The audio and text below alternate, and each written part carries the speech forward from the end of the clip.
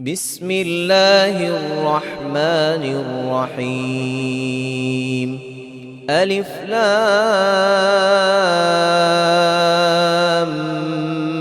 ميم. ذلك الكتاب لا ريب فيه هدى للمتقين الذين يؤمنون بالغيب ويقيمون الصلاة ومما رزقناهم ينفقون والذين يؤمنون بما أنزل إليك وما أنزل من قبلك وبالآخرة هم يوقنون أولئك على هدى من ربهم وأولئك هم المفلحون. إن الذين كفروا سواء عليهم أأنذرتهم أم لم تنذرهم لا يؤمنون. ختم الله على قلوبهم وعلى سمعهم وعلى أبصارهم غشاوة ولهم عذاب عظيم. ومن الناس من يقول آمنا بالله وباليوم الآخر وما هم بمؤمنين يخادعون الله والذين آمنوا وما يخدعون إلا أنفسهم وما يشعرون. في قلوبهم مرض فزادهم الله مرضا ولهم عذاب أليم بما كانوا يكذبون.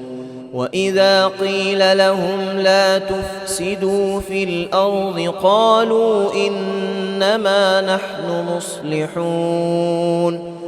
ألا إنهم هم المفسدون ولكن لا يشعرون. وإذا قيل لهم آمنوا كما آمن الناس قالوا أنؤمن كما آمن السفهاء. ألا إنهم هم السفهاء ولكن لا يعلمون. وإذا لقوا الذين آمنوا قالوا آمنا وإذا خلوا إلى شياطينهم قالوا إنا معكم إنما نحن مستهزئون. الله يستهزئ بهم ويمدهم في طغيانهم يعمهون. أولئك الذين اشتروا الضلالة بالهدى فما ربحت تجارتهم وما كانوا مهتدين. مثلهم كمثل الذي استوقد نارا فلما أضاءت ما حوله ذهب الله بنورهم وتركهم في ظلمات لا يبصرون. صم بكم عمي فهم لا يرجعون. أو كصيب من السماء فيه ظلمات ورعد وبرق يجعلون أصابعهم في آذانهم من الصواعق حذر الموت والله محيط بالكافرين. يكاد البرق يخطف أبصارهم كلما أضاء لهم مشوا فيه وإذا أظلم عليهم قاموا ولو شاء الله لذهب بسمعهم وأبصارهم إن إن الله على كل شيء قدير. يا أيها الناس اعبدوا ربكم الذي خلقكم والذين من قبلكم لعلكم تتقون الذي جعل لكم الأرض فراشا والسماء بناء وأنزل من السماء ماء فأخرج به من الثمرات رزقا لكم فلا تجعلوا لله أندادا وأنتم تعلمون. وإن كنتم في ريب مما نزلنا على عبدنا فأتوا بسورة من مثله وادعوا شهداءكم من دون الله إن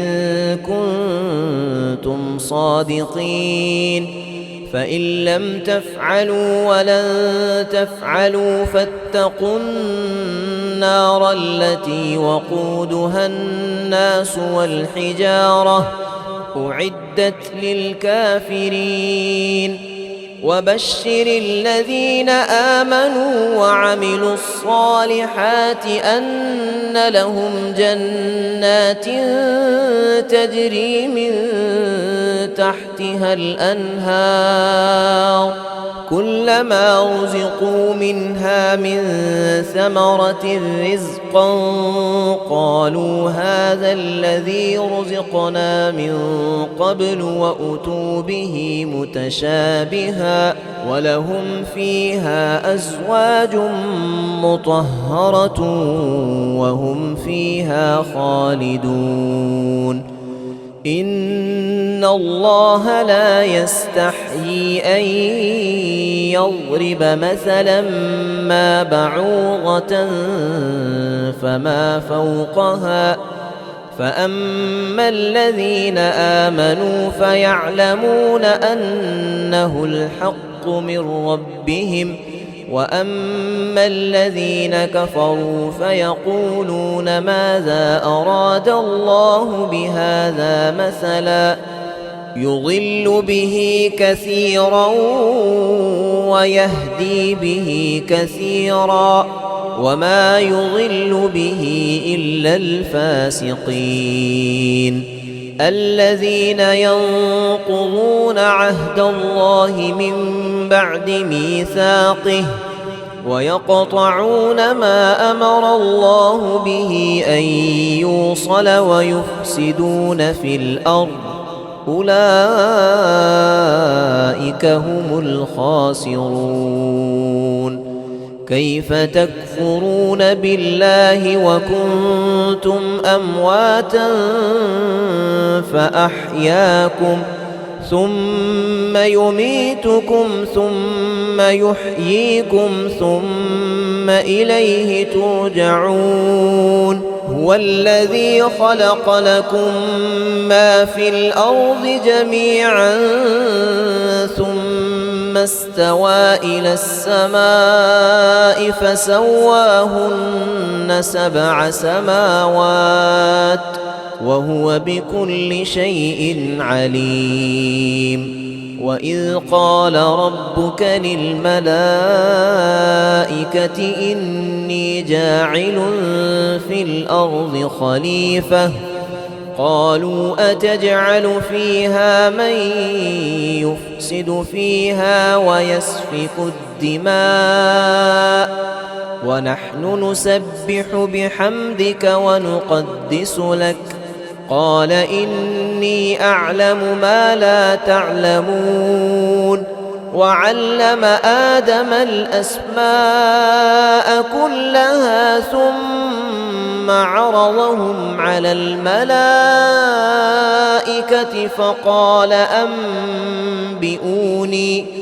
فقال أنبئوني بأسماء هؤلاء إن كنتم صادقين قالوا سبحانك لا علم لنا إلا ما علمتنا إنك أنت العليم الحكيم قال يا آدم أنبئهم بأسمائهم فلما أنبأهم بأسمائهم قال ألم أقل لكم إني أعلم غيب السماوات والأرض وأعلم ما تبدون وما كنتم تكتمون وإذ قلنا للملائكة اسجدوا لآدم فسجدوا إلا إبليس أبى واستكبر وكان من الكافرين وقلنا يا آدم اسكن أنت وزوجك الجنة وكلا منها رغدا حيث شئتما ولا تقربا هذه الشجرة فتكونا من الظالمين فأزلهما الشيطان عنها فأخرجهما مما كانا فيه وقلنا اهبطوا بعضكم لبعض عدو ولكم في الأرض مستقر ومتاع إلى حين فتلقى آدم من ربه كلمات فتاب عليه إنه هو التواب الرحيم قلنا اهبطوا منها جميعا فإما يأتينكم مني هدى فمن تبع هداي فلا خوف عليهم ولا هم يحزنون والذين كفروا وكذبوا بآياتنا أولئك أصحاب النار هم فيها خالدون يا بني إسرائيل اذكروا نعمتي التي أنعمت عليكم وأوفوا بعهدي أوف بعهدكم وإياي فارهبون وآمنوا بما أنزلت مصدقا لما معكم ولا تكونوا أول كافر به ولا تشتروا بآياتي ثمنا قليلا وإياي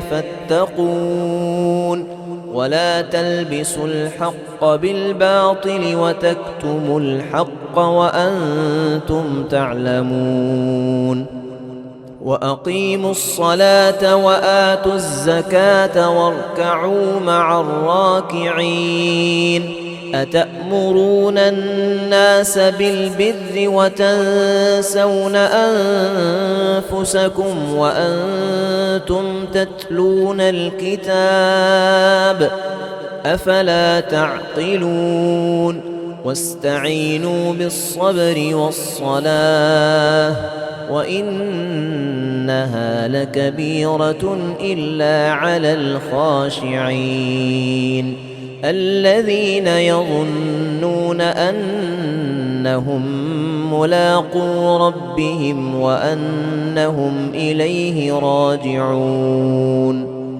يا بني إسرائيل اذكروا نعمتي التي أنعمت عليكم وأني فضلتكم على العالمين واتقوا يوما لا تجزي نفس عن نفس شيئا ولا يقبل منها شفاعة ولا يؤخذ منها عدل ولا هم ينصرون وإذ نجيناكم من آل فرعون يسومونكم سوء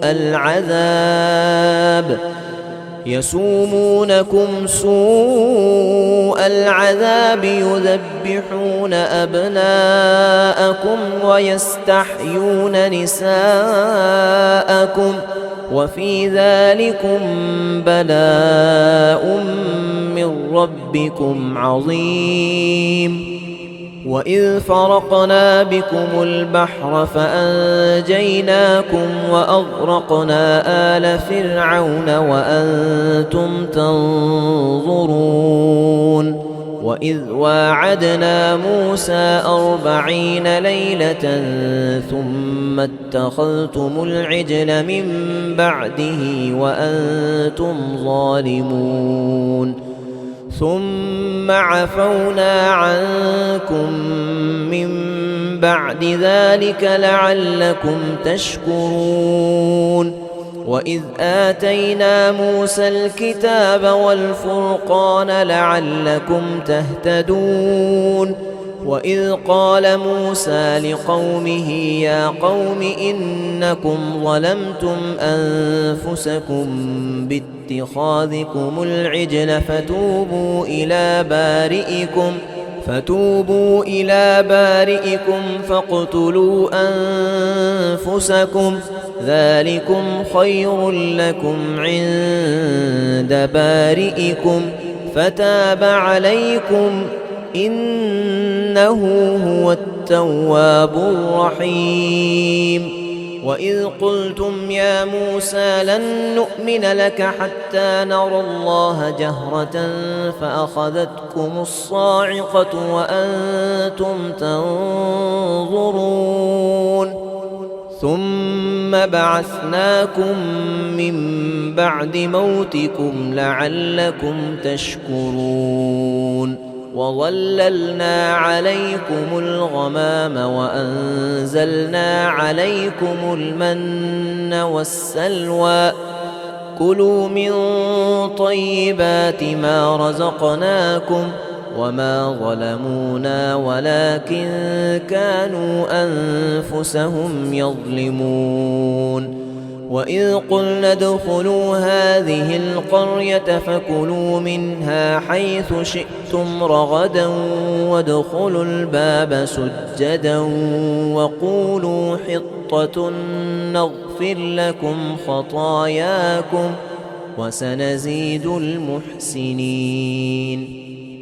فبدل الذين ظلموا قولا غير الذي قيل لهم فأنزلنا على الذين ظلموا رجزا من السماء بما كانوا يفسقون. وإذ استسقى موسى لقومه فقلنا اضرب بعصاك الحجر فانفجرت منه 12 عينا قد علم كل أناس مشربهم كلوا واشربوا من رزق الله ولا تعثوا في الأرض مفسدين.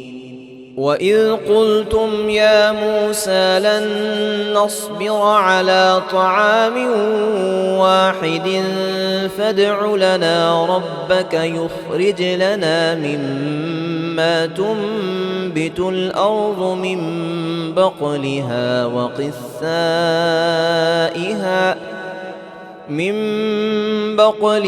وقثائها وفومها وعدسها وبصلها قال أتستبدلون الذي هو أدنى بالذي هو خير اهبطوا مصرا فإن لكم ما سألتم وضربت عليهم الذلة والمسكنة وباءوا بغضب من الله ذلك بأنهم كانوا يكفرون بآيات الله ويقتلون النبيين بغير الحق ذلك بما عصوا وكانوا يعتدون. إن الذين آمنوا والذين هادوا والنصارى والصابئين من آمن بالله واليوم الآخر وعمل صالحا فلهم أجرهم عند ربهم ولا خوف عليهم ولا هم يحزنون. وإذ أخذنا ميثاقكم ورفعنا فوقكم الطور خذوا ما آتيناكم بقوة واذكروا ما فيه لعلكم تتقون. ثم توليتم من بعد ذلك فلولا فضل الله عليكم ورحمته لكنتم من الخاسرين. ولقد علمتم الذين اعتدوا منكم في السبت فقلنا لهم كونوا قردة خاسئين فجعلناها نكالا لما بين يديها وما خلفها وموعظة للمتقين. وإذ قال موسى لقومه إن الله يأمركم أن تذبحوا بقرة قالوا أتتخذنا هزوا قال أعوذ بالله أن أكون من الجاهلين. قالوا ادع لنا ربك يبين لنا ما هي قال إنه يقول إنها بقرة لا فارض ولا بكر عوان بين ذلك فافعلوا ما تؤمرون. قالوا ادع لنا ربك يبين لنا ما لونها قال إنه يقول إنها بقرة صفراء فاقع لونها تسر الناظرين. قالوا ادع لنا ربك يبين لنا ما هي إن البقرة شابه علينا وإنا إن شاء الله لمهتدون. قال إنه يقول إنها بقرة لا ذلول تثير الأرض ولا تسقي الحرث مسلمة لا شية فيها. قالوا الآن جئت بالحق فذبحوها وما كادوا يفعلون. وإذ قتلتم نفسا فادارأتم فيها والله مخرج ما كنتم تكتمون. فقلنا اضربوه ببعضها كذلك يحيي الله الموتى ويريكم آياته لعلكم تعقلون. ثم قست قلوبكم من بعد ذلك فهي كالحجارة أو أشد قسوة وإن من الحجارة لما يتفجر منه الأنهار وإن منها لما يشقق فيخرج منه الماء وإن منها لما يهبط من خشية الله وما الله بغافل عما تعملون. أفتطمعون أن يؤمنوا لكم وقد كان فريق منهم يسمعون كلام الله ثم يحرفونه من بعد ما عقلوه وهم يعلمون. وإذا لقوا الذين آمنوا قالوا آمنا وإذا خلا بعضهم إلى بعض قالوا أتحدثونهم بما فتح الله عليكم قالوا أتحدثونهم بما فتح الله عليكم ليحاجوكم به عند ربكم أفلا تعقلون أولا يعلمون أن الله يعلم ما يسرون وما يعلنون ومنهم أميون لا يعلمون الكتاب إلا أماني وإن هم إلا يظنون فويل للذين يكتبون الكتاب بأيديهم ثم يقولون هذا من عند الله ليشتروا به ثمنا قليلا فويل لهم مما كتبت أيديهم وويل لهم مما يكسبون وقالوا لن تمسنا النار إلا أياما معدودة قل أتخذتم عند الله عهدا فلن يخلف الله عهده أم تقولون على الله ما لا تعلمون بلى من كسب سيئة وأحاطت به خطيئته فأولئك أصحاب النار هم فيها خالدون والذين آمنوا وعملوا الصالحات أولئك أصحاب الجنة هم فيها خالدون وإذ أخذنا ميثاق بني إسرائيل لا تعبدون إلا الله وبالوالدين إحسانا وذي القربى واليتامى والمساكين وقولوا للناس حسنا وأقيموا الصلاة وآتوا الزكاة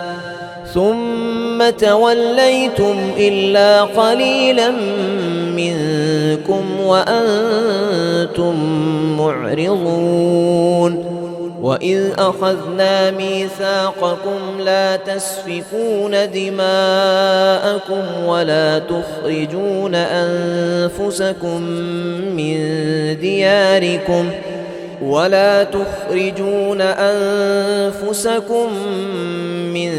دياركم ثم أقررتم وأنتم تشهدون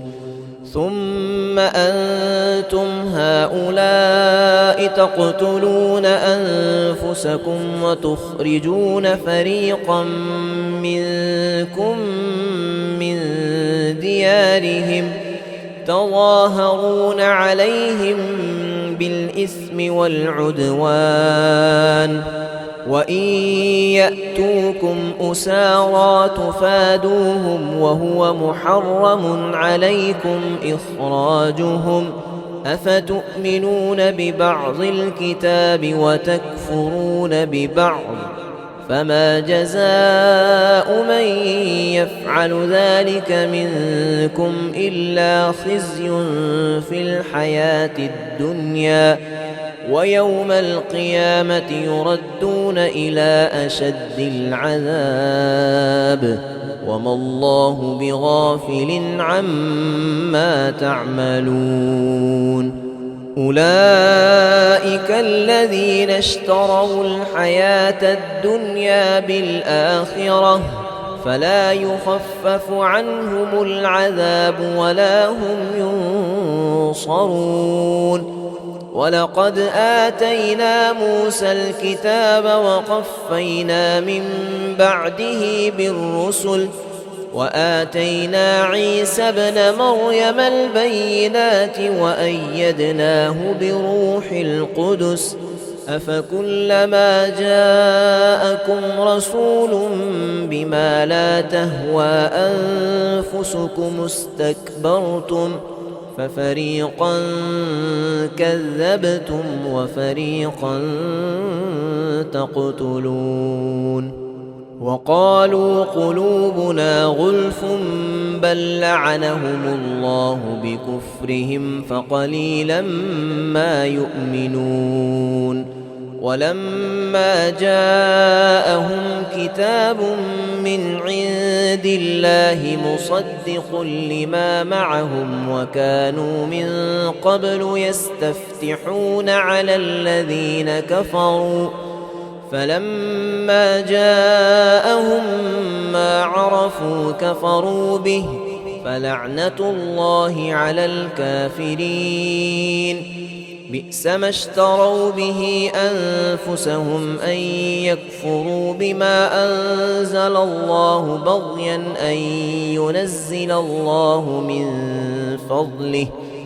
أن ينزل الله من فضله على من يشاء من عباده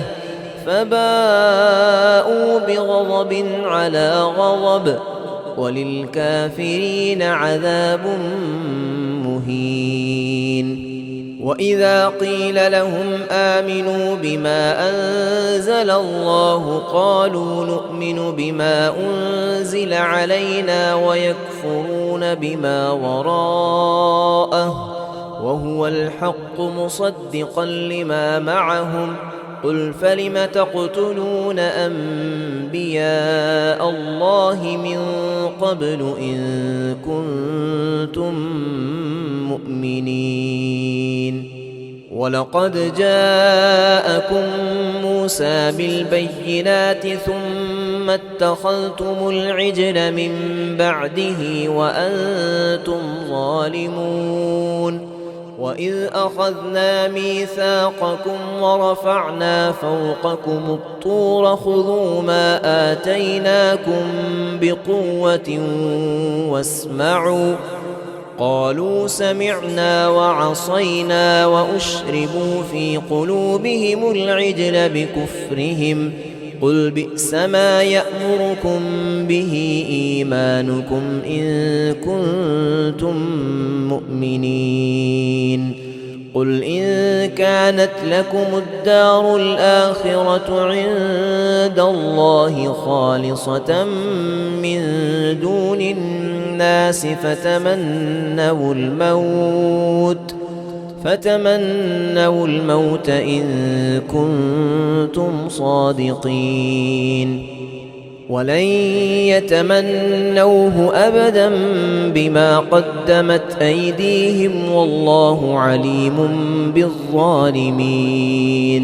ولتجدنهم أحرص الناس على حياة ومن الذين أشركوا يود أحدهم لو يعمر 1000 سنة وما هو بمزحزحه من العذاب أن يعمر الله بصير بما يعملون قل من كان عدوا لجبريل فإنه نزله على قلبك بإذن الله مصدقا لما بين يديه وهدى وبشرى للمؤمنين من كان عدوا لله وملائكته ورسله وجبريل وميكال فإن الله عدو للكافرين ولقد أنزلنا إليك آيات بينات وما يكفر بها إلا الفاسقون أوكلما عاهدوا عهدا نبذه فريق منهم بل أكثرهم لا يؤمنون ولما جاءهم رسول من عند الله مصدق لما معهم نبذ فريق من الذين أوتوا الكتاب كتاب الله وراء ظهورهم كأنهم لا يعلمون واتبعوا ما تتلو الشياطين على ملك سليمان وما كفر سليمان ولكن الشياطين كفروا يعلمون الناس السحر وما أنزل على الملكين ببابل هاروت وماروت وما يعلمان من أحد حتى يقولا إنما نحن فتنة فلا تكفر فيتعلمون منهما ما يفرقون به بين المرء وزوجه وما هم بضارين به من أحد إلا بإذن الله ويتعلمون ما يضرهم ولا ينفعهم ولقد علموا لمن اشتراه ما له في الآخرة من خلاق ولبئس ما شروا به أنفسهم لو كانوا يعلمون ولو أنهم آمنوا واتقوا لمثوبة من عند الله خير لو كانوا يعلمون يا أيها الذين آمنوا لا تقولوا راعنا وقولوا انظرنا واسمعوا وللكافرين عذاب أليم ما يود الذين كفروا من أهل الكتاب ولا المشركين أن ينزل عليكم من خير من ربكم والله يختص برحمته من يشاء والله ذو الفضل العظيم ما ننسخ من آية أو ننسها نأت بخير منها أو مثلها ألم تعلم أن الله على كل شيء قدير ألم تعلم أن الله له ملك السماوات والأرض وما لكم من دون الله من ولي ولا نصير أم تريدون أن تسألوا رسولكم كما سئل موسى من قبل ومن يتبدل الكفر بالإيمان فقد ضل سواء السبيل ود كثير من أهل الكتاب لو يردونكم من بعد إيمانكم كفارا حسدا من عند أنفسهم من بعد ما تبين لهم الحق فاعفوا واصفحوا حتى يأتي الله بأمره إن الله على كل شيء قدير وأقيموا الصلاة وآتوا الزكاة وما تقدموا لأنفسكم من خير تجدوه عند الله إن الله بما تعملون بصير وقالوا لن يدخل الجنة إلا من كان هودا أو نصارى تلك أمانيهم قل هاتوا برهانكم إن كنتم صادقين بلى من أسلم وجهه لله وهو محسن فله أجره عند ربه ولا خوف عليهم ولا هم يحزنون وقالت اليهود ليست النصارى على شيء وقالت النصارى ليست اليهود على شيء وهم يتلون الكتاب كذلك قال الذين لا يعلمون مثل قولهم فالله يحكم بينهم يوم القيامة فيما كانوا فيه يختلفون ومن أظلم ممن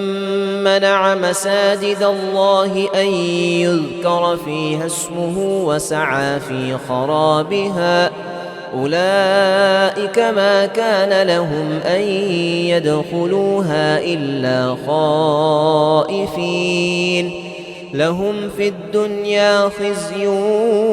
ولهم في الآخرة عذاب عظيم ولله المشرق والمغرب فأينما تولوا فثم وجه الله إن الله واسع عليم وقالوا اتخذ الله ولدا سبحانه بل له ما في السماوات والأرض كل له قانتون بديع السماوات والأرض وإذا قضى أمرا فإنما يقول له كن فيكون وقال الذين لا يعلمون لولا يكلمنا الله أو تأتينا آية كذلك قال الذين من قبلهم مثل قولهم تشابهت قلوبهم قد بينا الآيات لقوم يوقنون إنا أرسلناك بالحق بشيرا ونذيرا ولا تسأل عن أصحاب الجحيم ولن ترضى عنك اليهود ولا النصارى حتى تتبع ملتهم قل إن هدى الله هو الهدى ولئن اتبعت أهواءهم بعد الذي جاءك من العلم ما لك من الله من ولي ولا نصير الذين آتيناهم الكتاب يتلونه حق تلاوته أولئك يؤمنون به ومن يكفر به فأولئك هم الخاسرون يا بني إسرائيل اذكروا نعمتي التي أنعمت عليكم وأني فضلتكم على العالمين واتقوا يوما لا تجزي نفس عن نفس شيئا ولا يقبل منها عدل ولا تنفعها شفاعة ولا هم ينصرون وإذ ابتلى إبراهيم ربه بكلمات فأتمهن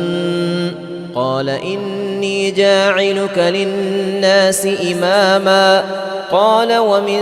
ذريتي قال لا ينال عهد الظالمين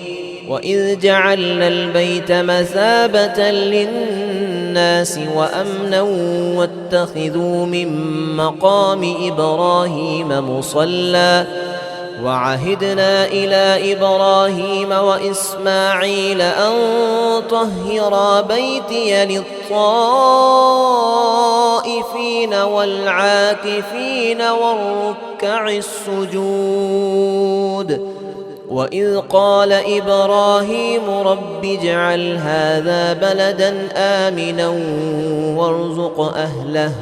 وإذ قال إبراهيم رب اجعل هذا بلدا آمنا وارزق أهله من الثمرات من آمن منهم بالله واليوم الآخر قال ومن كفر فأمتعه قليلا ثم أضطره إلى عذاب النار وبئس المصير وإذ يرفع إبراهيم القواعد من البيت وإسماعيل ربنا تقبل منا إنك أنت السميع العليم ربنا واجعلنا مسلمين لك ومن ذريتنا أمة مسلمة لك وأرنا مناسكنا وتب علينا إنك أنت التواب الرحيم ربنا وابعث فيهم رسولا منهم يتلو عليهم آياتك ويعلمهم الكتاب والحكمة ويزكيهم إنك أنت العزيز الحكيم ومن يرغب عن ملة إبراهيم إلا من سفه نفسه ولقد اصطفيناه في الدنيا وإنه في الآخرة لمن الصالحين إذ قال له ربه أسلم قال أسلمت لرب العالمين ووصى بها إبراهيم بنيه ويعقوب يا بني إن الله اصطفى لكم الدين فلا تموتن إلا وأنتم مسلمون أم كنتم شهداء إذ حضر يعقوب الموت أم كنتم شهداء إذ حضر يعقوب الموت إذ قال لبنيه ما تعبدون من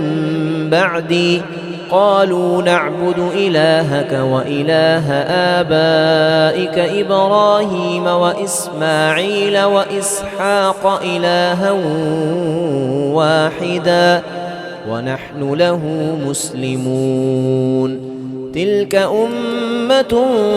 قد خلت لها ما كسبت ولكم ما كسبتم ولا تسألون عما كانوا يعملون وقالوا كونوا هودا أو نصارى تهتدوا قل بل ملة إبراهيم حنيفا وما كان من المشركين قولوا آمنا بالله وما أنزل إلينا وما أنزل إلى إبراهيم وإسماعيل وإسحاق ويعقوب والأسباط وما أوتي موسى وعيسى وما أوتي النبيون من ربهم لا نفرق بين أحد منهم ونحن له مسلمون فإن آمنوا بمثل ما آمنتم به فقد اهتدوا وإن تولوا فإنما هم في شقاق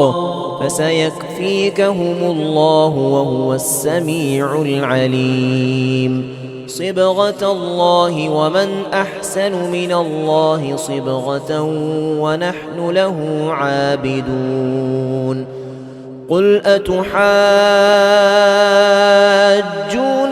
في الله وهو ربنا وربكم ولنا أعمالنا ولكم أعمالكم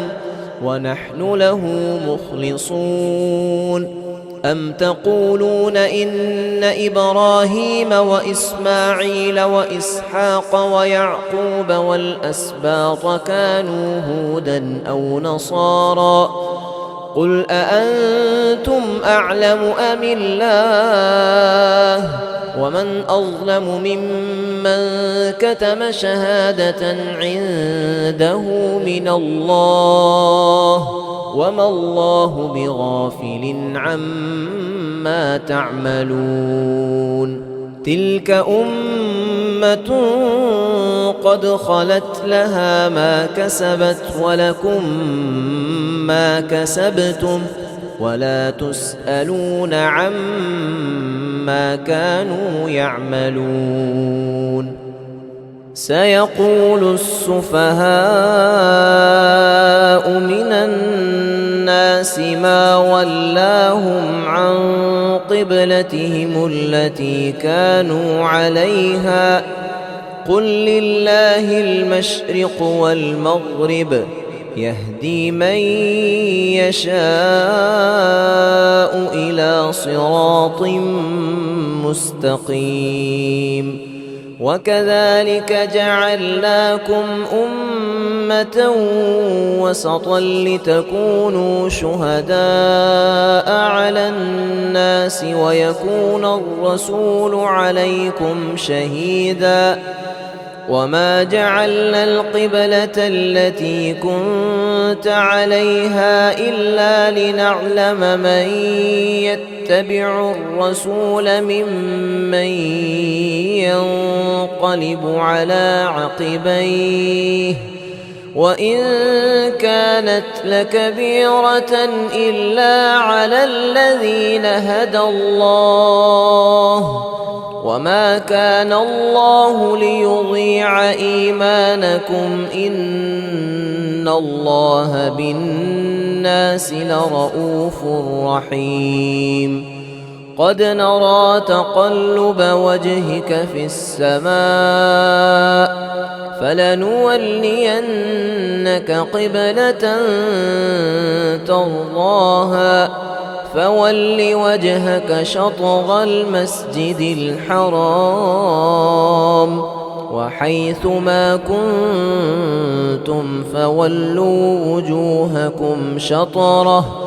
وإن الذين أوتوا الكتاب ليعلمون أنه الحق من ربهم وما الله بغافل عما يعملون. ولئن أتيت الذين أوتوا الكتاب بكل آية ما تبعوا قبلتك وما أنت بتابع قبلتهم وما بعضهم بتابع قبلة بعض ولئن اتبعت أهواءهم من بعد ما جاءك من العلم إنك إذا لمن الظالمين. الذين آتيناهم الكتاب يعرفونه كما يعرفون أبناءهم وإن فريقا منهم ليكتمون الحق وهم يعلمون. الحق من ربك فلا تكونن من الممترين. ولكل وجهة هو موليها فاستبقوا الخيرات أينما تكونوا يأت بكم الله جميعا إن الله على كل شيء قدير. ومن حيث خرجت فول وجهك شطر المسجد الحرام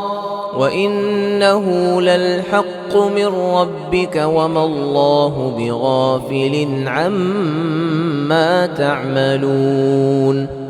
ومن حيث خرجت فول وجهك شطر المسجد الحرام وحيث ما كنتم فولوا وجوهكم شطره لئلا يكون للناس عليكم حجة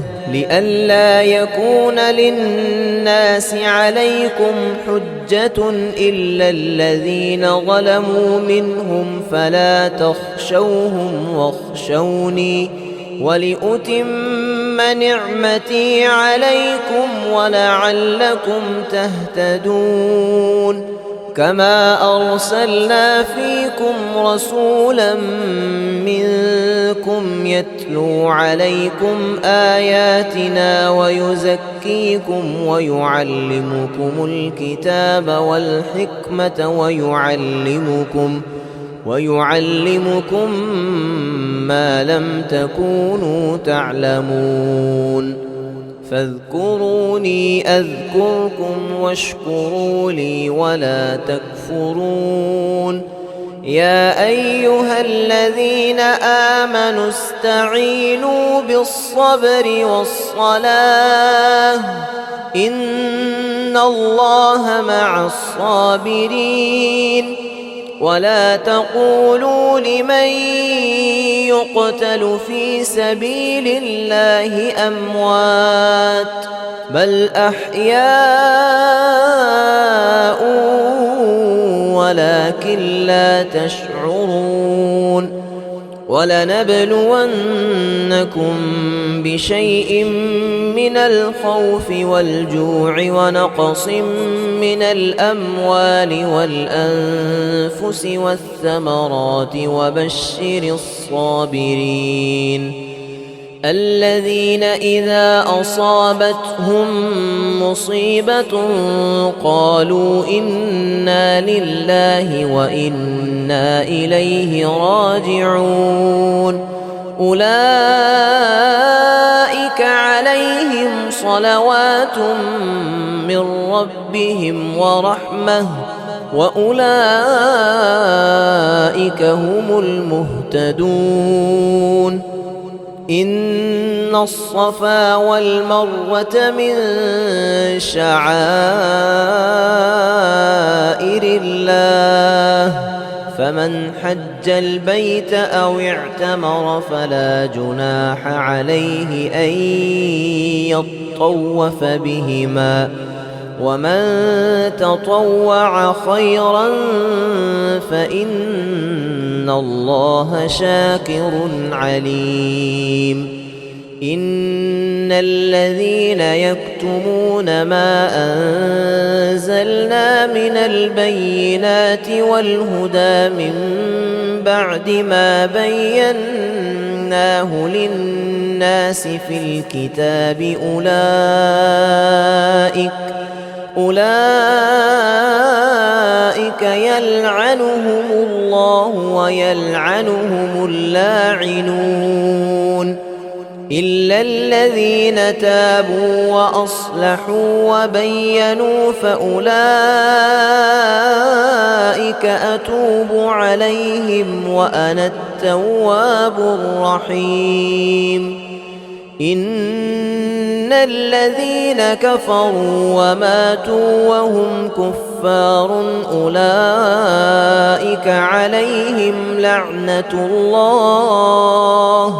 أولئك عليهم لعنة الله والملائكة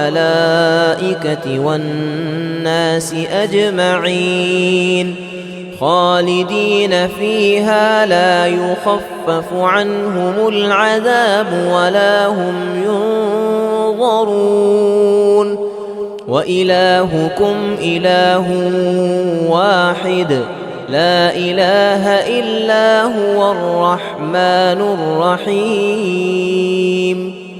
إن في خلق السماوات والأرض واختلاف الليل والنهار والفلك التي تجري في البحر بما ينفع الناس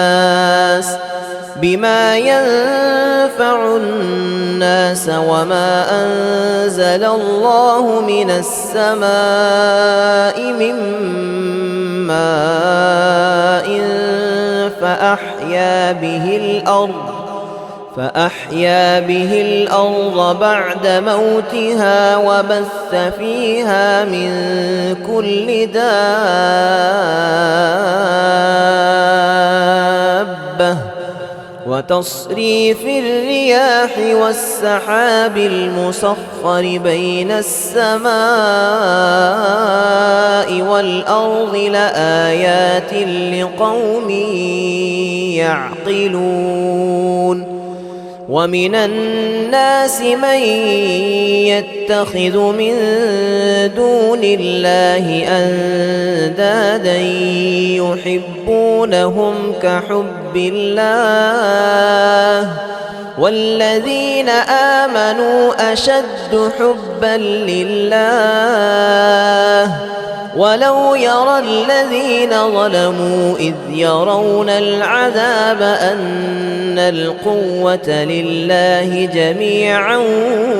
وأن الله شديد العذاب إذ تبرأ الذين اتبعوا من الذين اتبعوا ورأوا العذاب وتقطعت بهم الأسباب وقال الذين اتبعوا لو أن لنا كرة فنتبرأ منهم كما تبرؤوا منا كذلك يريهم الله أعمالهم حسرات عليهم وما هم بخارجين من النار يا أيها الناس كلوا مما في الأرض حلالا طيبا ولا تتبعوا خطوات الشيطان إنه لكم عدو مبين إنما يأمركم بالسوء والفحشاء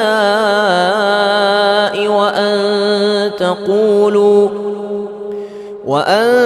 تقولوا على الله ما لا تعلمون وإذا قيل لهم اتبعوا ما أنزل الله قالوا بل نتبع ما ألفينا عليه آباءنا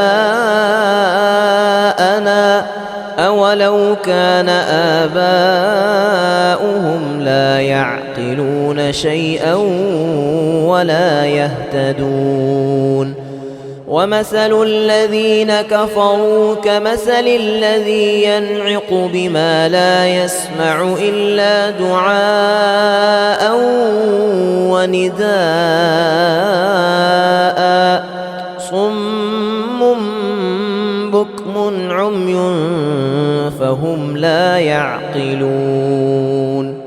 يا أيها الذين آمنوا كلوا من طيبات ما رزقناكم واشكروا لله إن كنتم إياه تعبدون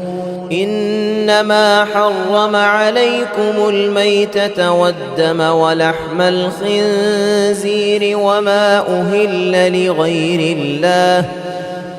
إنما حرم عليكم الميتة والدم ولحم الخنزير وما أهل به لغير الله فمن اضطر غير باغ ولا عاد فلا إثم عليه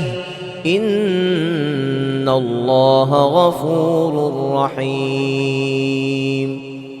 إن الذين يكتمون ما أنزل الله من الكتاب ويشترون به ثمنا قليلا أولئك ما يأكلون في بطونهم إلا النار ولا يكلمهم الله يوم القيامة ولا يزكيهم ولهم عذاب أليم أولئك الذين اشتروا الضلالة بالهدى والعذاب بالمغفرة فما أصبرهم على النار ذلك بأن الله نزل الكتاب بالحق وإن الذين اختلفوا في الكتاب لفي شقاق بعيد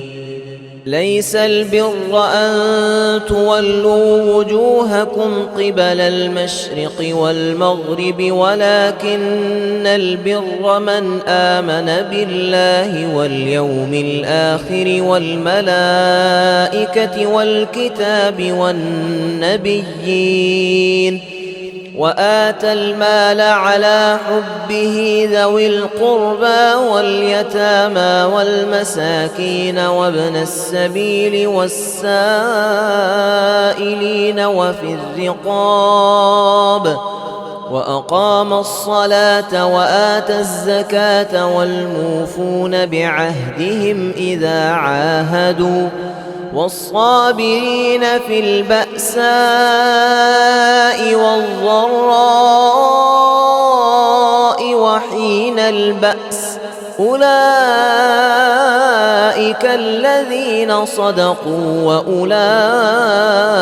هم المتقون يا أيها الذين آمنوا كتب عليكم القصاص في القتلى الحر بالحر والعبد بالعبد والأنثى بالأنثى فمن عفي له من أخيه شيء فاتباع بالمعروف وأداء إليه بإحسان ذلك تخفيف من ربكم ورحمة فمن اعتدى بعد ذلك فله عذاب أليم ولكم في القصاص حياة يا أولي الألباب لعلكم تتقون كتب عليكم إذا حضر أحدكم الموت إن ترك خيرا الوصية للوالدين والأقربين بالمعروف حقا على المتقين فمن بدله بعدما سمعه فإنما إثمه على الذين يبدلونه إن الله سميع عليم فمن خاف من موص جنفا أو إثما فأصلح بينهم فلا إثم عليه إن الله غفور رحيم يا أيها الذين آمنوا كتب عليكم الصيام كما كتب على الذين من قبلكم لعلكم تتقون أياما معدودات فمن كان منكم مريضا أو على سفر فعدة من أيام أخر وعلى الذين يطيقونه فدية طعام مسكين فمن تطوع خيرا فهو خير له وأن تصوموا خير لكم إن كنتم تعلمون شهر رمضان الذي أنزل فيه القرآن هدى للناس وبينات من الهدى والفرقان فمن شهد منكم الشهر فليصمه ومن كان مريضا أو على سفر فعدة من أيام أخر يريد الله بكم اليسر ولا يريد بكم العسر ولتكملوا العدة ولتكبروا الله على ما هداكم ولعلكم تشكرون وإذا سألك عبادي عني فإني قريب أجيب دعوة الداع إذا دعان فليستجيبوا لي وليؤمنوا بي لعلهم يرشدون أحل لكم ليلة الصيام الرفث إلى نسائكم هن لباس لكم وأنتم لباس لهن علم الله أنكم كنتم تختانون أنفسكم فتاب عليكم وعفى عنكم فالآن باشروهن وابتغوا ما كتب الله لكم وكلوا واشربوا حتى يتبين لكم الخيط الأبيض من الخيط الأسود من الفجر ثم أتموا الصيام إلى الليل ولا تباشروهن وأنتم عاكفون في المساجد تلك حدود الله فلا تقربوها كذلك يبين الله آياته للناس لعلهم يتقون ولا تأكلوا أموالكم بينكم بالباطل وتدلوا بها إلى الحكام لتأكلوا فريقا من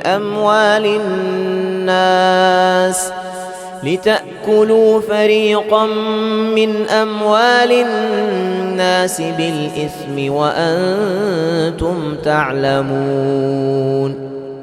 يسألونك عن الأهلة قل هي مواقيت للناس والحج وليس البر بأن تأتوا البيوت من ظهورها ولكن البر من اتقى وأتوا البيوت من أبوابها واتقوا الله لعلكم تفلحون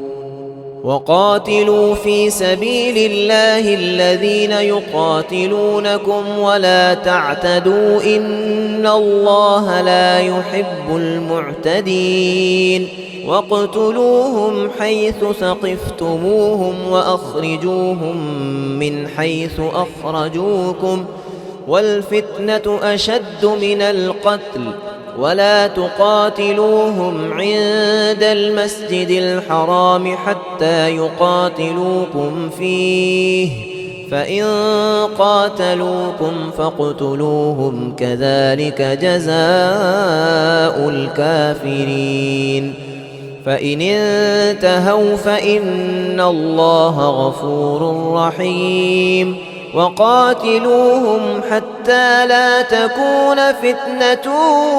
ويكون الدين لله فإن انتهوا فلا عدوان إلا على الظالمين الشهر الحرام بالشهر الحرام والحرمات قصاص فمن اعتدى عليكم فاعتدوا عليه بمثل ما اعتدى عليكم واتقوا الله واعلموا أن الله مع المتقين وأنفقوا في سبيل الله ولا تلقوا بأيديكم إلى التهلكة وأحسنوا إن الله يحب المحسنين وأتموا الحج والعمرة لله فإن أحصرتم فما استيسر من الهدي ولا تحلقوا رؤوسكم حتى يبلغ الهدي محله فمن كان منكم مريضا أو به أذى من رأسه ففدية من صيام أو صدقة أو نسك فإذا أمنتم فمن تمتع بالعمرة إلى الحج فما استيسر من الهدي فمن لم يجد فصيام 3 أيام في الحج وسبعة إذا رجعتم تلك 10 كاملة ذلك لمن لم يكن أهله حاضر المسجد الحرام واتقوا الله واعلموا أن الله شديد العقاب الحج أشهر معلومات فمن فرض فيهن الحج فلا رفث ولا فسوق ولا جدال في الحج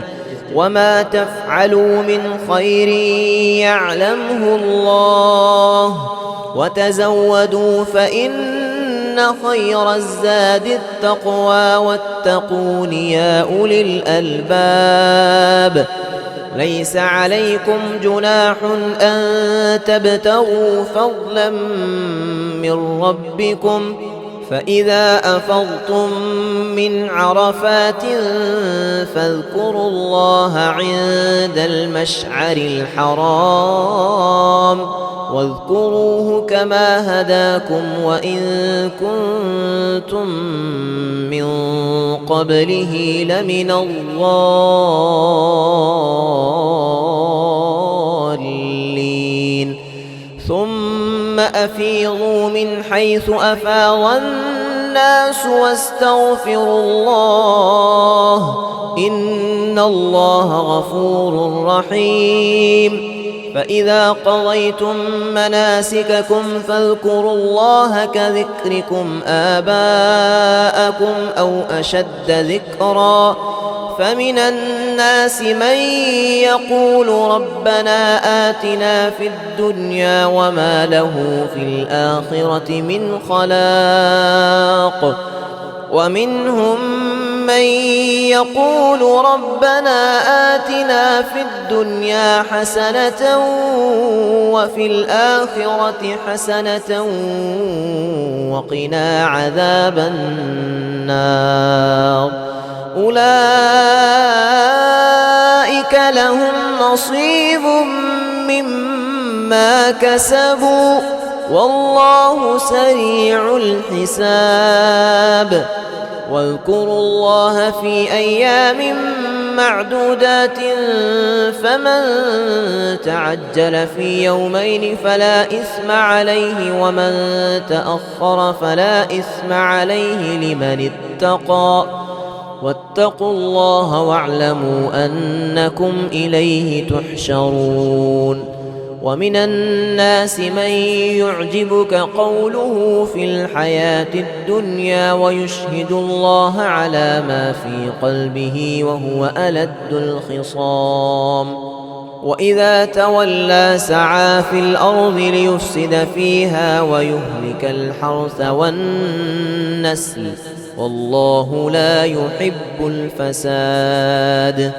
وإذا قيل له اتق الله أخذته العزة بالإثم فحسبه جهنم ولبئس المهاد.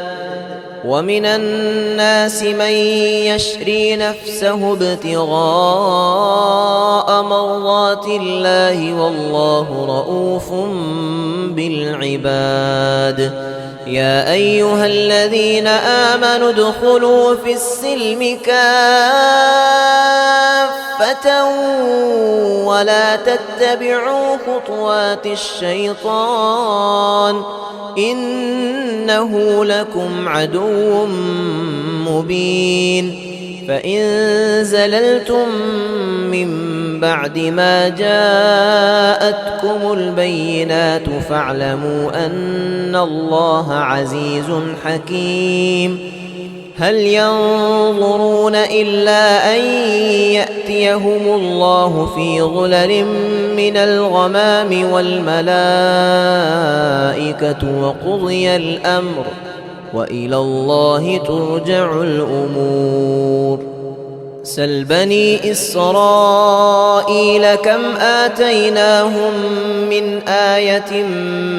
بينة ومن يبدل نعمة الله من بعد ما جاءته فإن الله شديد العقاب. زين للذين كفروا الحياة الدنيا ويسخرون من الذين آمنوا والذين اتقوا فوقهم يوم القيامة والله يرزق من يشاء بغير حساب. كان الناس أمة واحدة فبعث الله النبيين مبشرين ومنذرين وأنزل معهم الكتاب بالحق ليحكم بين الناس فيما اختلفوا فيه وما اختلف فيه إلا الذين أوتوه من بعد ما جاءتهم البينات بغيا بينهم فهدى الله الذين آمنوا لما اختلفوا فيه من الحق بإذنه والله يهدي من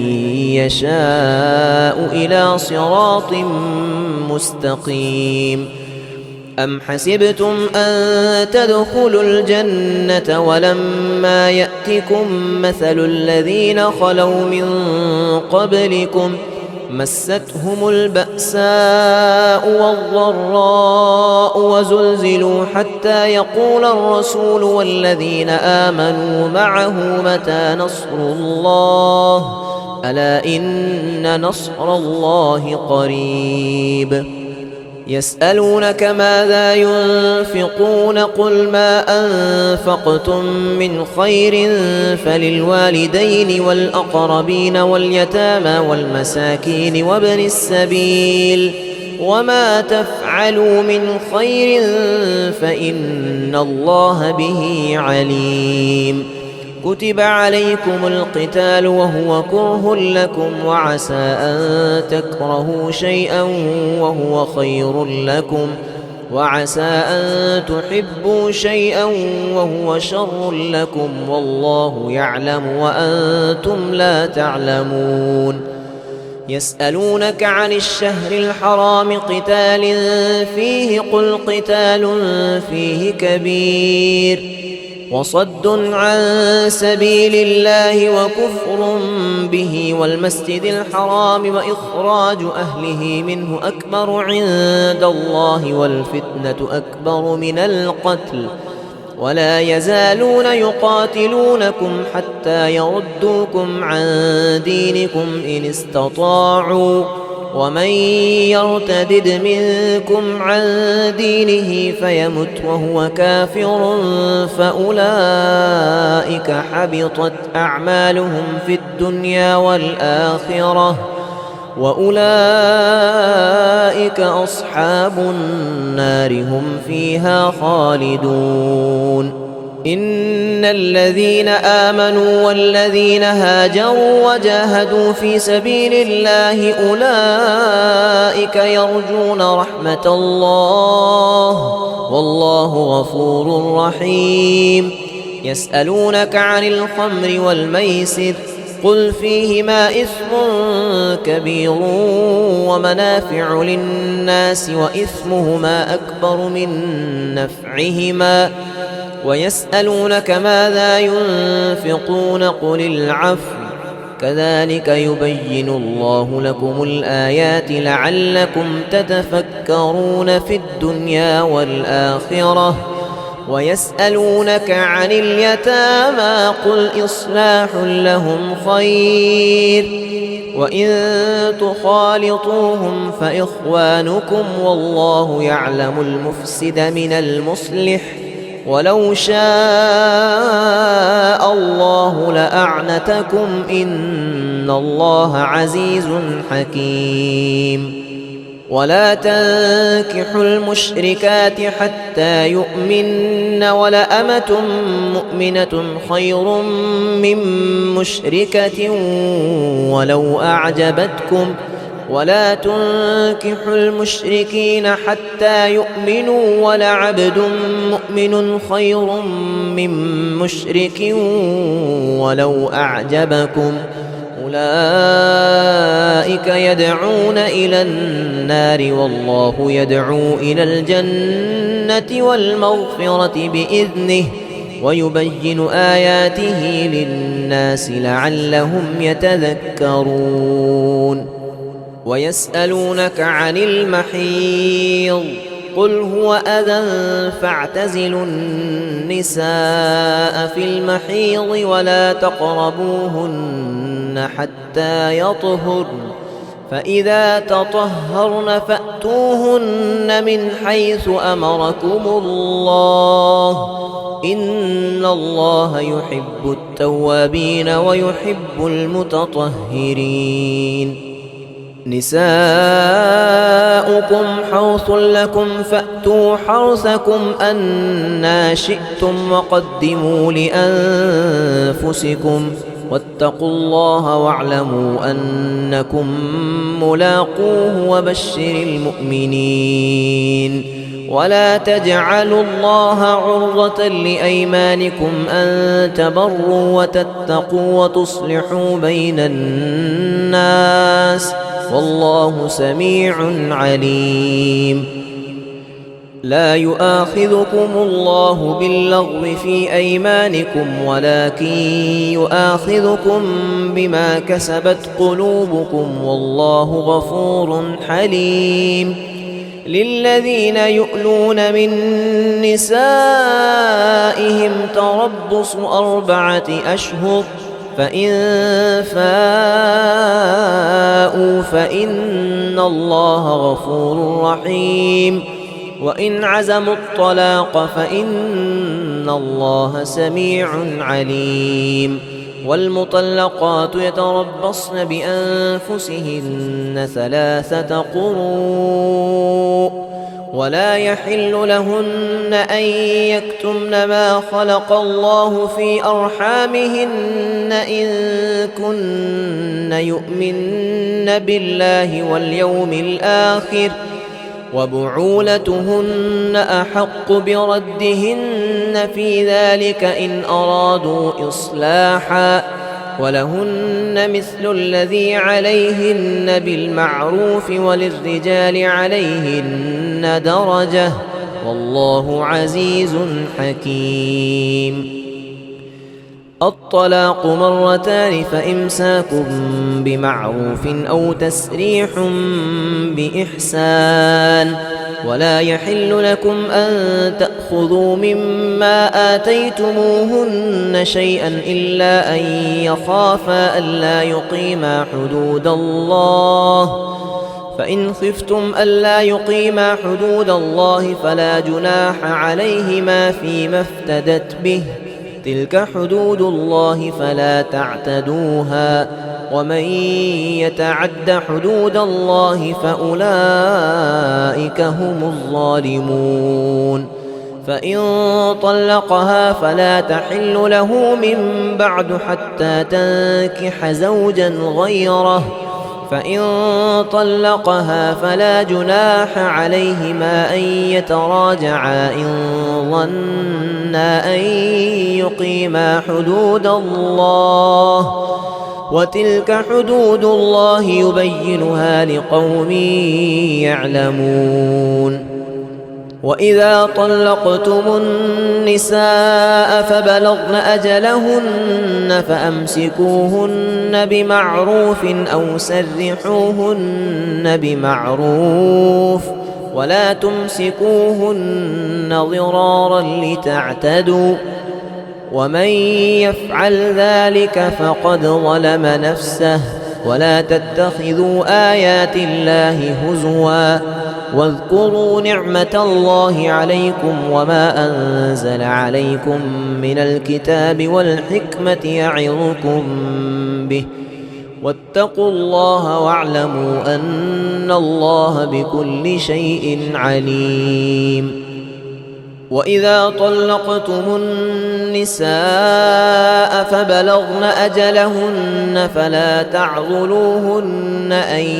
ينكحن أزواجهن إذا تراضوا بينهم بالمعروف ذلك يوعظ به من كان منكم يؤمن بالله واليوم الآخر ذلكم أزكى لكم وأطهر والله يعلم وأنتم لا تعلمون. والوالدات يرضعن أولادهن حولين كاملين لمن أراد أن يتم الرضاعة وعلى المولود له رزقهن وكسوتهن بالمعروف لا تكلف نفس إلا وسعها لا تضار والدة بولدها ولا مولود له بولده وعلى الوارث مثل ذلك، فإن أرادا فصالا عن تراض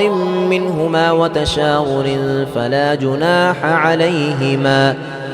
وإن أردتم أن تسترضعوا أولادكم فلا جناح عليكم إذا سلمتم ما آتيتم بالمعروف، واتقوا الله واعلموا أن الله بما تعملون بصير. والذين يتوفون منكم ويذرون أزواجا يتربصن بأنفسهن 4 أشهر وعشرا، فإذا بلغن أجلهن فلا جناح عليكم فيما فعلن في أنفسهن بالمعروف، والله بما تعملون خبير. ولا جناح عليكم فيما عرضتم به من خطبة النساء أو أكننتم في أنفسكم، علم الله أنكم ستذكرونهن ولكن لا تواعدوهن سرا إلا أن تقولوا قولا معروفا، ولا تعزموا عقدة النكاح حتى يبلغ الكتاب أجله، واعلموا أن الله يعلم ما في أنفسكم فاحذروه، واعلموا أن الله غفور حليم. لا جناح عليكم إن طلقتم النساء ما لم تمسوهن أو تفرضوا لهن فريضة، ومتعوهن على الموسع قدره وعلى المقتر قدره متاعا بالمعروف حقا على المحسنين. وإن طلقتموهن من قبل أن تمسوهن وقد فرضتم لهن فريضة فنصف ما فرضتم إلا أن يعفون أو يعفو الذي بيده عقدة النكاح، وأن تعفوا أقرب للتقوى، ولا تنسوا الفضل بينكم إن الله بما تعملون بصير. حافظوا على الصلوات والصلاة الوسطى وقوموا لله قانتين. فإن خفتم فرجالا أو ركبانا فإذا أمنتم فاذكروا الله كما علمكم ما لم تكونوا تعلمون. والذين يتوفون منكم ويذرون أزواجا وصية لأزواجهم متاعا إلى الحول غير إخراج، فإن خرجن فلا جناح عليكم فيما فعلن في أنفسهن من معروف، والله عزيز حكيم. وللمطلقات متاع بالمعروف حقا على المتقين، كذلك يبين الله لكم آياته لعلكم تعقلون. ألم تر إلى الذين خرجوا من ديارهم وهم ألوف حذر الموت فقال لهم الله موتوا ثم أحياهم، إن الله لذو فضل على الناس ولكن أكثر الناس لا يشكرون. وقاتلوا في سبيل الله واعلموا أن الله سميع عليم. من ذا الذي يقرض الله قرضا حسنا فيضاعفه له أضعافا كثيرة، والله يقبض ويبسط وإليه ترجعون. ألم تر إلى الملأ من بني إسرائيل من بعد موسى إذ قالوا لنبي له مبعث لنا ملكا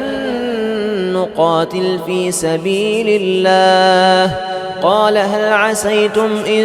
كتب عليكم القتال ألا تقاتلوا قالوا وما لنا ألا نقاتل في سبيل الله وقد أخرجنا من ديارنا وأبنائنا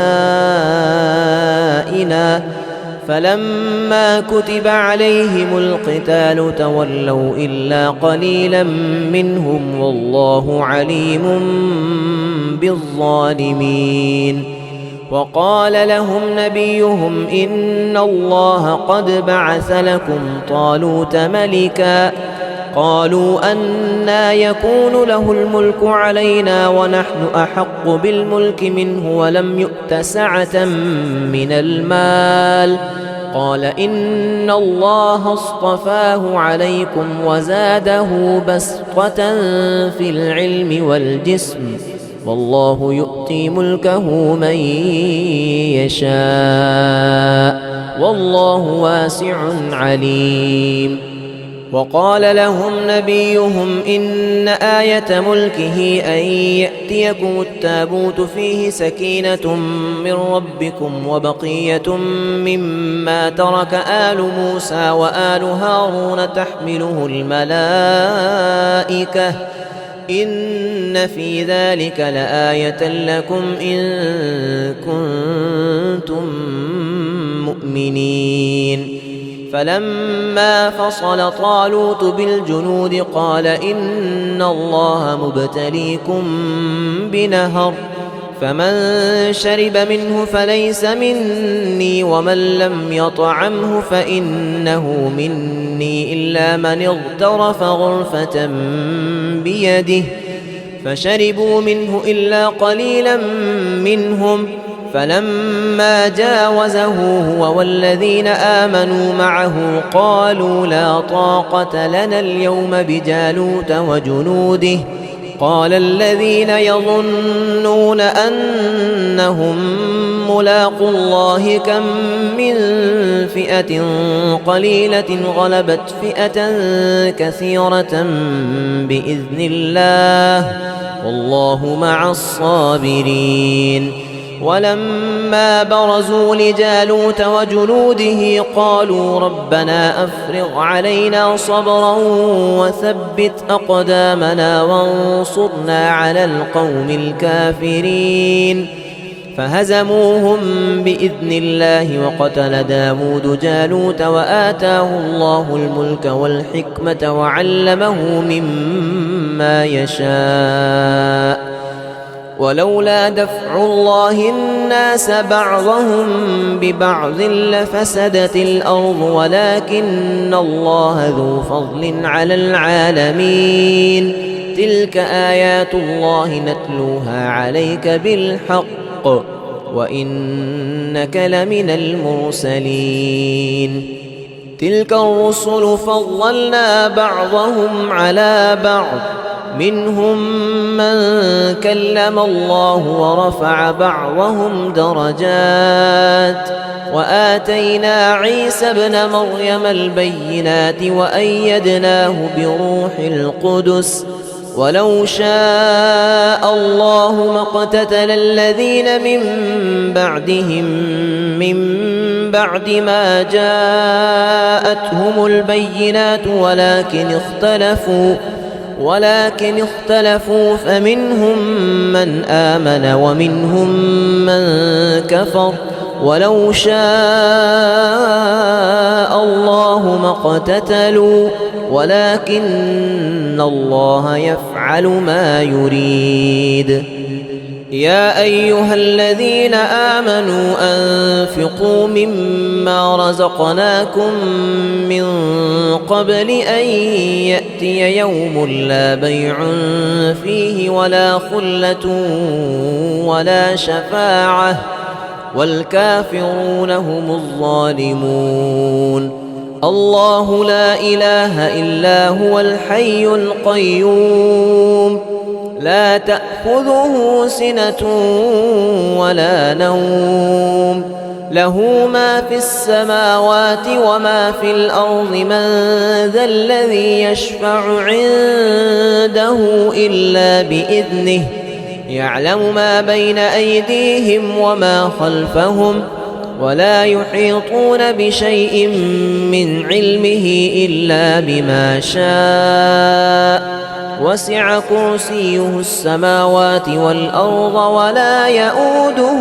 حفظهما وهو العلي العظيم لا إكراه في الدين قد تبين الرشد من الغي فمن يكفر بالطاغوت ويؤمن بالله فقد استمسك بالعروة الوثقى لا انفصام لها والله سميع عليم الله ولي الذين آمنوا يخرجهم من الظلمات إلى النور والذين كفروا أولياؤهم الطاغوت يخرجونهم من النور إلى الظلمات أولئك أصحاب النار هم فيها خالدون ألم تر إلى الذي حاج إبراهيم في ربه أن آتاه الله الملك إذ قال إبراهيم ربي الذي يحيي ويميت قال أنا أحيي وأميت قال إبراهيم فإن الله يأتي بالشمس من المشرق فأت بها من المغرب فبهت الذي كفر والله لا يهدي القوم الظالمين أو كالذي مر على قرية وهي خاوية على عروشها قال أنى يحيي هذه الله بعد موتها فأماته الله 100 عام ثم بعثه قال كم لبثت قال لبثت يوما أو بعض يوم قال بل لبثت 100 عام فانظر إلى طعامك وشرابك لم يتسنه وانظر إلى حمارك ولنجعلك آية للناس وانظر إلى العظام كيف ننشزها ثم نكسوها لحما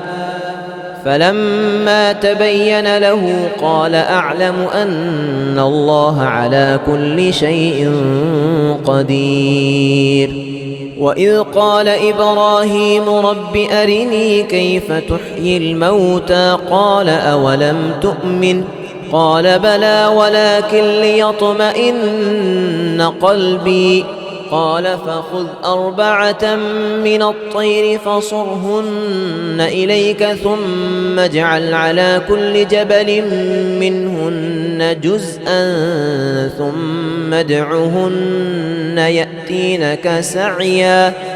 واعلم أن الله عزيز حكيم مثل الذين ينفقون أموالهم في سبيل الله كمثل حبة أنبتت 7 سنابل في كل سنبلة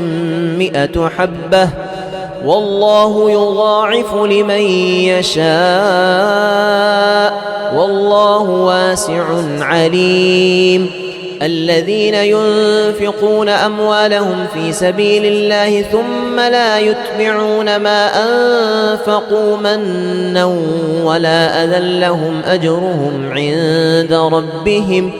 ولا خوف عليهم ولا هم يحزنون قول معروف ومغفرة خير من صدقة يتبعها أذى والله غني حليم يا أيها الذين آمنوا لا تبطلوا صدقاتكم بالمن والأذى كالذي ينفق ماله رئاء الناس ولا يؤمن بالله واليوم الآخر فمثله كمثل صفوان عليه تراب فأصابه وابل فتركه صلدا لا يقدرون على شيء مما كسبوا والله لا يهدي القوم الكافرين ومثل الذين ينفقون أموالهم ابتغاء مرضات الله وتثبيتا من أنفسهم كمثل جنة بربوة أصابها وابل فآتت أكلها ضعفين فإن لم يصبها وابل فطل والله بما تعملون بصير أيود أحدكم أن تكون له جنة من نخيل وأعناب تجري من تحتها الأنهار له فيها من كل الثمرات وأصابه الكبر وله ذرية ضعفاء فأصابها إعصار فيه نار فاحترقت كذلك يبين الله لكم الآيات لعلكم تتفكرون يا أيها الذين آمنوا أنفقوا من طيبات ما كسبتم ومما أخرجنا لكم من الأرض ولا تيمموا الخبيث منه تنفقون ولستم بآخذيه إلا أن تغمضوا فيه واعلموا أن الله غني حميد الشيطان يعدكم الفقر ويأمركم بالفحشاء والله يعدكم مغفرة منه وفضلا والله واسع عليم يؤتي الحكمة من يشاء ومن يؤت الحكمة فقد أوتي خيرا كثيرا وما يذكر إلا أولو الألباب وما أنفقتم من نفقة أو نذرتم من نذر فإن الله يعلمه وما للظالمين من أنصار إن تبدوا الصدقات فنعما هي وإن تخفوها وتؤتوها الفقراء فهو خير لكم ويكفر عنكم من سيئاتكم والله بما تعملون خبير ليس عليك هداهم ولكن الله يهدي من يشاء وما تنفقوا من خير فلأنفسكم وما تنفقون إلا ابتغاء وجه الله وما تنفقوا من خير يوفى إليكم وأنتم لا تظلمون للفقراء الذين أحصروا في سبيل الله لا يستطيعون ضربا في الأرض يحسبهم الجاهل أغنياء من التعفف تعرفهم بسيماهم لا يسألون الناس إلحافا وما تنفقوا من خير فإن الله به عليم الذين ينفقون أموالهم بالليل والنهار سرا وعلانية فلهم أجرهم عند ربهم ولا خوف عليهم ولا هم يحزنون الذين يأكلون الربا لا يقومون إلا كما يقوم الذي يتخبطه الشيطان من المس ذلك بأنهم قالوا إنما البيع مثل الربا وأحل الله البيع وحرم الربا فمن جاءه موعظة من ربه فانتهى فله ما سلف وأمره إلى الله ومن عاد فأولئك أصحاب النار هم فيها خالدون يمحق الله الربا ويربي الصدقات والله لا يحب كل كفار أثيم. إن الذين آمنوا وعملوا الصالحات وأقاموا الصلاة وآتوا الزكاة لهم أجرهم عند ربهم ولا خوف عليهم ولا هم يحزنون. يا أيها الذين آمنوا اتقوا الله وذروا ما بقي من الربا إن كنتم مؤمنين، فإن لم تفعلوا فأذروا بحرب من الله ورسوله، وإن تبتم فلكم رؤوس أموالكم لا تظلمون ولا تظلمون. وإن كان ذو عسرة فنظرة إلى ميسرة، وأن تصدقوا خير لكم إن كنتم تعلمون. واتقوا يوما ترجعون فيه إلى الله ثم توفى كل نفس ما كسبت وهم لا يظلمون. يا أيها الذين آمنوا إذا تداينتم بدين إلى أجل مسمى فاكتبوه، وليكتب بينكم كاتب بالعدل ولا يأب كاتب أن يكتب كما علمه الله فليكتب، وليملل الذي عليه الحق وليتق الله ربه ولا يبخس منه شيئا، فإن كان الذي عليه الحق سفيها أو ضعيفا أو لا يستطيع أن يمل هو فليملل وليه بالعدل، واستشهدوا شهيدين من رجالكم، فإن لم يكونا رجلين فرجل وامرأتان ممن ترضون من الشهداء أن تضل إحداهما فتذكر إحداهما الأخرى، ولا يأبى الشهداء إذا ما دعوا، ولا تسأموا أن تكتبوه صغيرا أو كبيرا إلى أجله، ذلكم أقسط عند الله وأقوم للشهادة وأدنى ألا ترتابوا إلا أن تكون تجارة حاضرة تديرونها بينكم فليس عليكم جناح ألا تكتبوها، وأشهدوا إذا تبايعتم ولا يضار كاتب ولا شهيد، وإن تفعلوا فإنه فسوق بكم، واتقوا الله ويعلمكم الله والله بكل شيء عليم. وإن كنتم على سفر ولم تجدوا كاتبا فرهان مقبوضة، فإن أمن بعضكم بعضا فليؤد الذي اؤتمن أمانته وليتق الله ربه ولا تكتموا الشهادة، ومن يكتمها فإنه آثم قلبه والله بما تعملون عليم. لله ما في السماوات وما في الأرض، وإن تبدوا ما في أنفسكم أو تخفوه يحاسبكم به الله فيغفر لمن يشاء ويعذب من يشاء والله على كل شيء قدير.